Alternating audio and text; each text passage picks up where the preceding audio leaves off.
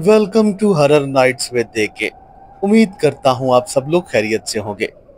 प्यारे दोस्तों, हमारी आज की कहानी हमें नादिर भाई ने स्कर्दू से भेजी है। तो आइए वक्त जाया किए बिना अपनी कहानी की जाने बढ़ते हैं। मेरा नाम नादिर है और मैं एक बैंक में जॉब करता हूँ।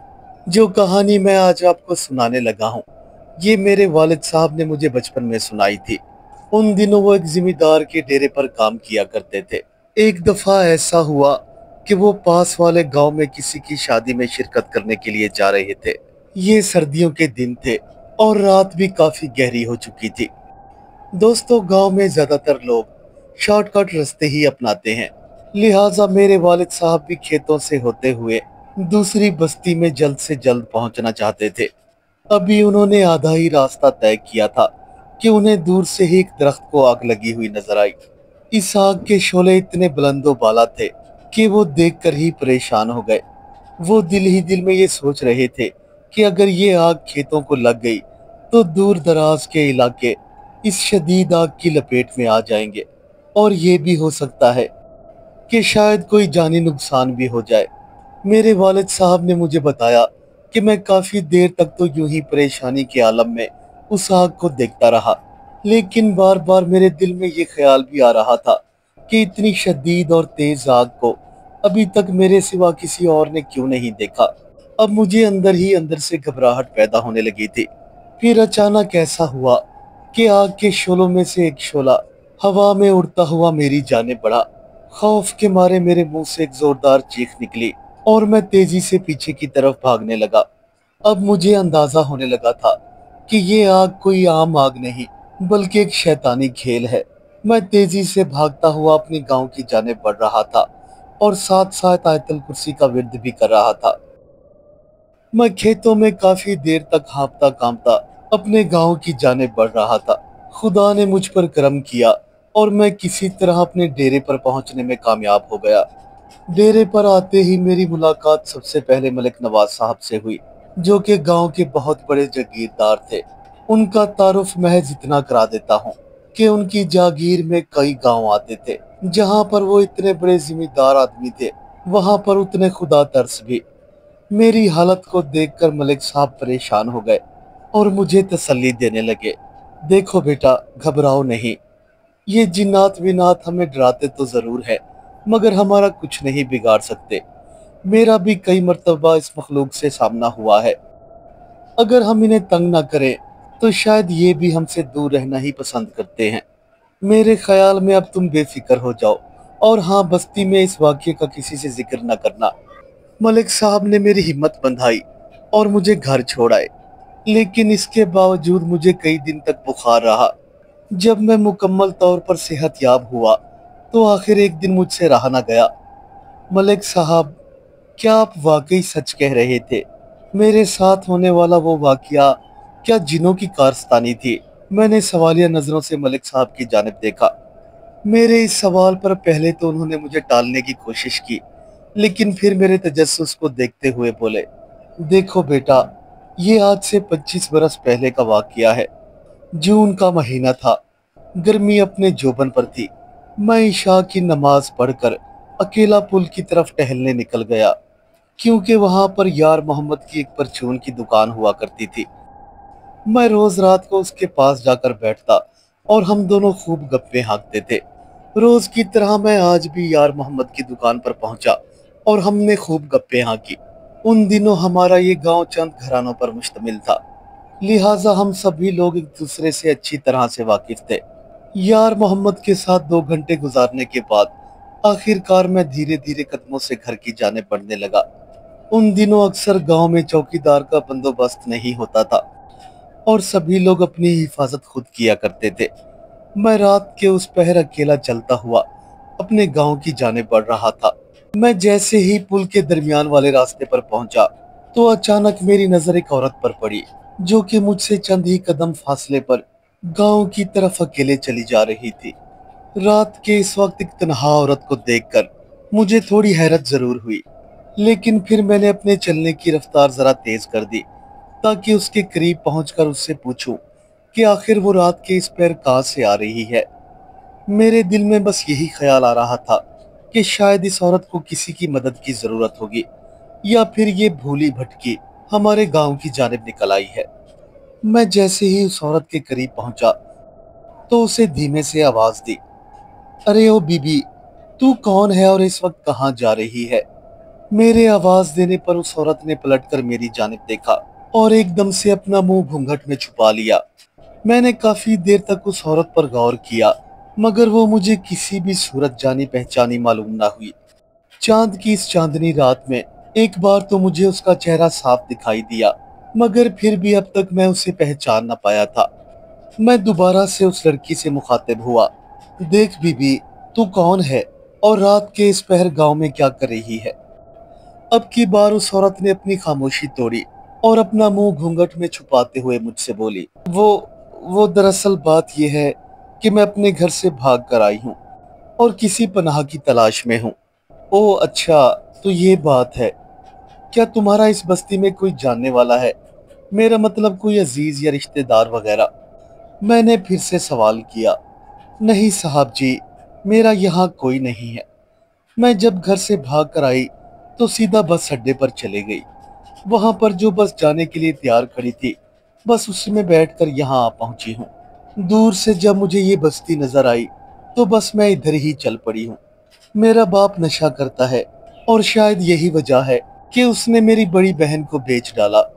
अब वो मेरा भी सौदा करना चाहता है, एक उधेड़ उम्र आदमी से। मगर मैं अपने एक कजन से मोहब्बत करती हूँ।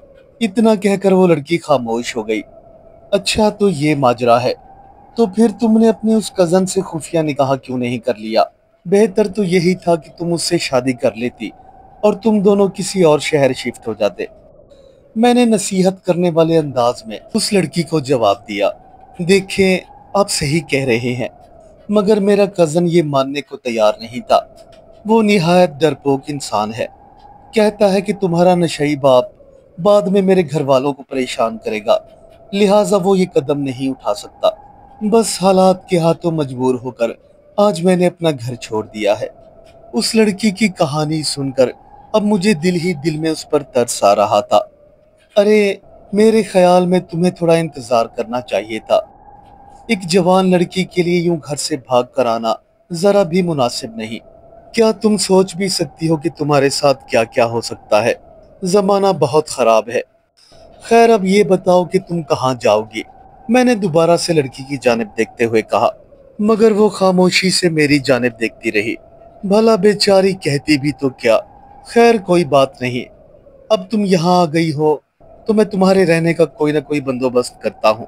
ऐसा करो, तुम मेरे साथ मेरे ही घर में रह सकती हो। वहाँ मेरे बहन भाई और बीवी बच्चे भी रहते हैं। मेरे ख्याल में वहाँ तुम्हें कोई खतरा नहीं होगा। इतना कहकर मैं बड़े गौर से उस लड़की का चेहरा देखने लगा। वो वो सच में बहुत खूबसूरत थी। मुझे यूं अपनी तरफ देखते हुए उसने दोबारा से घूंघट किया। नहीं साहब जी, मैं तुम्हारे घर भी नहीं जा सकती। अलबत्ता एक काम करो, मुझे इस आबादी से थोड़ी दूर किसी ऐसे मकान में रहने दो जहां पर कोई भी आता जाता ना हो। अगर मेरे घर वालों को मेरी मौजूदगी का पता चल गया तो वो शायद अब की बार मुझे जिंदा ना छोड़े। लड़की की ये बात सुनकर मैं एक लम्हे को हैरान तो जरूर हुआ, मगर फिर उसकी हालत को देखते हुए खामोश हो गया। देखो, यहाँ तुम्हारा जानने वाला कोई भी नहीं है, फिर तुम्हें किस बात का डर? वो साहब जी, दरअसल बात यह है कि जब आपके गांव की औरतें मुझे देखेंगी तो वो आप लोगों से सवाल करेंगी। बस मैं नहीं चाहती कि किसी को मेरी यहाँ मौजूदगी का इल्म हो। उस लड़की ने मुझे एक परेशानी में डाल दिया था।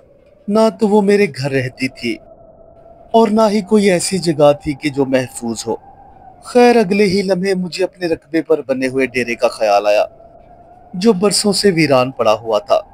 मैंने जब उस लड़की को अपने डेरे के बारे में बताया तो उसने फौरन वहां रहने की हामी भर ली। बस फिर मैं उसे अपने साथ लेकर अपने डेरे की जानिब बढ़ने लगा। मेरे उस वीरान से डेरे पर जा बजा भूसे का ढेर पड़ा हुआ था। ना तो बैठने की कोई सही जगह थी और ना तो वहां उड़ने को कोई कपड़ा और बिस्तर मौजूद था। अलबत्ता एक जानमाज जरूर मौजूद थी। वहां पहुंचते ही मैंने उस लड़की को जानमाज बिछा कर दी और कुछ देर आराम करने को कहा। देखो लड़की, घबराओ नहीं, तुम यहाँ पर महफूज हो। मैं अभी घर से जाकर चारपाई ले आता हूँ।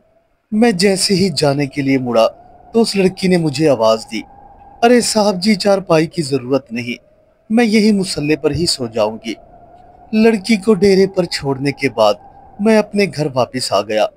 मैं काफी देर से अपने बिस्तर पर लेटा हुआ था, लेकिन मेरा जहन अब भी उस लड़की के बारे में सोच रहा था। मेरी आंखों के सामने बार बार उस जवान खूबरू लड़की का चेहरा घूम रहा था। पहले तो मैंने बहुत कोशिश की कि मुझे किसी तरह से नींद आ जाए, लेकिन जब उस औरत का ख्याल आता तो मेरे दिल में एक अनजानी सी हवस पैदा होती। एक तन्हा और खूबसूरत लड़की, और वो भी मेरी दस्तरस में। बस उसकी मौजूदगी का एहसास मुझे जरा भी चैन न लेने दे रहा था। काफी कोशिश के बाद जब उस लड़की का खुमार मेरे जहन से ना उतर पाया तो मैं एकदम से अपने बिस्तर से उठ खड़ा हुआ और अपने डेरे की जानिब चल पड़ा। मैं जैसे ही डेरे का दरवाजा अबूर करके अंदर दाखिल हुआ तो मेरी पहली नजर उस लड़की पर पड़ी। वो अब तक जाग रही थी। मुझे यूं डेरे में दाखिल होता देखकर वो दूर से ही मुस्कुराई। मैं पहले से ही जानती थी कि एक जवान और खूबसूरत लड़की को देखकर तुम अपने होशो हवास जरूर खो बैठोगे। उस लड़की ने शायद मेरे इरादे को भांप लिया था, मगर ये मेरी बेवकूफ़ी थी कि मैं उस लड़की को पहचान न पाया। हाँ, हाँ वाकई तुम्हारे सरापे और हुस्न ने मुझे तुम्हारा दीवाना बना दिया है, और मैं बेचैन होकर यहाँ आ गया हूँ। मुझे किसी पल भी सुकून नहीं आ रहा। इससे पहले कि मैं उसके करीब हो पाता, वो फौरन से अपनी जगह से उठ खड़ी हुई। मैं मर्द जात को बड़ी अच्छी तरह से जानती हूँ। वो जब भी किसी मजबूर लड़की को देखते हैं तो उसका फायदा उठाने की कोशिश करते हैं, मगर मेरे जहन पर उसकी कोई भी बात असर न कर रही थी। मैं अपने जज्बात की रौ में बह चुका था। देखो, देखो तुम मेरी बन जाओ। मैं बहुत बड़ा जागीरदार हूँ। तुम्हारी हर ख्वाहिश पूरी करूंगा और तुम्हें हमेशा अपनी रानी बनाकर रखूंगा। मैंने लिजाजत भरे लहजे में उसकी जानिब देखते हुए कहा, मगर इससे पहले कि वो मेरी बात का कोई जवाब देती, एक जोरदार चीख मेरे कानों से टकराई। नहीं, बिल्कुल नहीं, मैं अपनी मोहब्बत को धोखा नहीं दे सकती, चाहे इसके लिए मुझे अपनी जान ही क्यों ना देनी पड़े। मेरी नीयत को अच्छी तरह भांपने के बाद वो लड़की फौरन से एक जानिब भाग खड़ी हुई और मैं भी दीवाना वार उसके पीछे भागने लगा। वो इतनी तेज दौड़ रही थी कि मैं उसको पकड़ने का तस्वुर भी ना कर पा रहा था।